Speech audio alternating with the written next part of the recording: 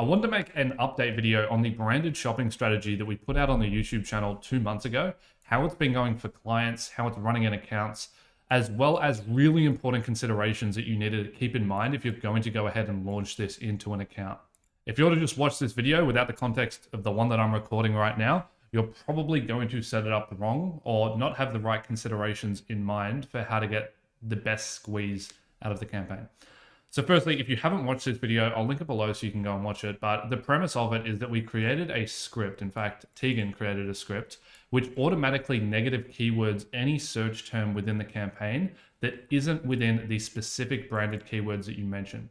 So you go and you plug in your brand name in here, and then it runs and automatically negative keywords everything else. So it's a way to get around the fact that in shopping campaigns, you can't target exact keywords. Why would you want to run this campaign? 2 reasons. Number one is segmentation of data. Okay, if you have a regular shopping campaign that's running and placing on brand, you don't have an accurate pinpoint of what the actual new customer ROAS is. You're just saying repeat purchases come through or bottom of funnel users.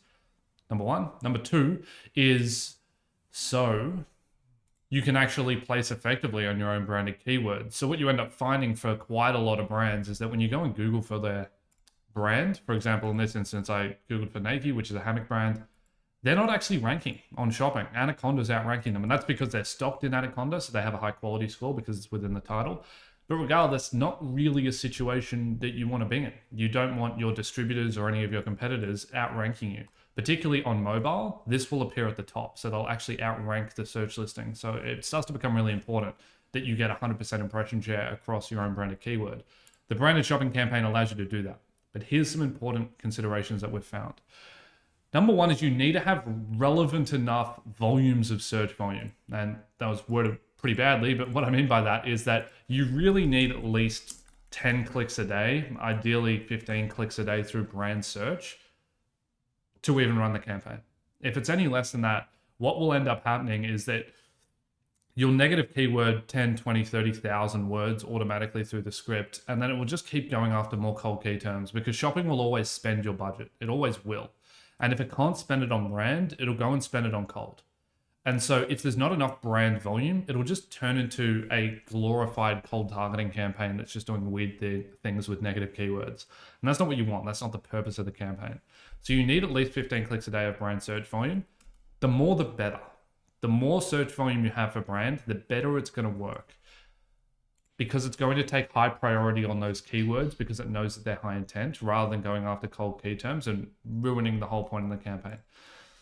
Second thing that we've found is that it works really, really well, similar to how a brand search campaign works well with target impression share. So we've got a video coming out about this in a while, but internally we use target impression share on all our branded search campaigns. And the reason being is that maximize conversions or any smart bidding strategy will optimize based on user data to inform the degree in which it should go into the bid aggressively or not. It's irrelevant, right? If a user searches for your branded keyword, you want to place, regardless of who it is, you want to place. And so you should not be optimizing across value. You should be optimizing across impression share. And so what we see is when we optimize across impression share, CPCs drop by like 80% immediately. Impression share improves. The core objective of a brand search campaign is maximize impression share, minimize CPCs. It's exactly what this bidding strategy does. We don't have this bidding strategy for shopping, right? So this whole strategy, we can't do it. We don't get the benefits. So I never really thought of it in this initial video that we put up, whether it would help or not. It does. When we run branded shopping campaigns, the average CPCs on the branded shopping campaign are significantly lower than any kind of brand serving search term on a regular shopping campaign, which has been really positive to see. We've seen about a 50 to 80% reduction, depending on the account, in terms of cost there. So we're getting cost savings in this campaign type by having this specific dedicated campaign place on branded keywords rather than our generalized campaign. Why is that the case? It's really theory-based now. We don't really know exactly why, but my guess would be that because the budgets are lower on brand shopping, it gets higher priority placement, number one, because of the negative keywording.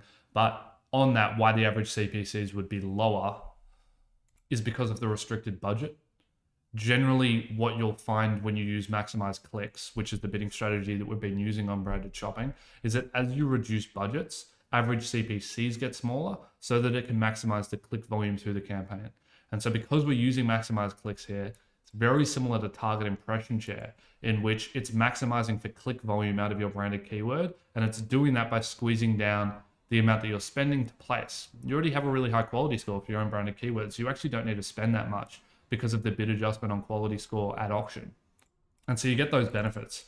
So the overall, why I made this video, number one, if you have not enough brand search volume, do not run the campaign, won't work. It's probably going to mess up your normal campaigns. If you have more than 15 clicks a day, absolutely launch it for two reasons. Number one, you'll get really big cost savings on placing on your own brand. And number two, you'll maximize impression share where competitors can land on you. And number three, actually, is that you get delineation of data at the account level. And so you can better understand, okay, is this branded clicks? Are these returning customers, or are these actual new cold customers that we're placing on? Which you could argue means that your main campaigns are now only receiving data off cold customers. And so the customer modeling is going to be more accurate and more driven towards getting new customers to site rather than going after retargeting audiences through brand that might flow through.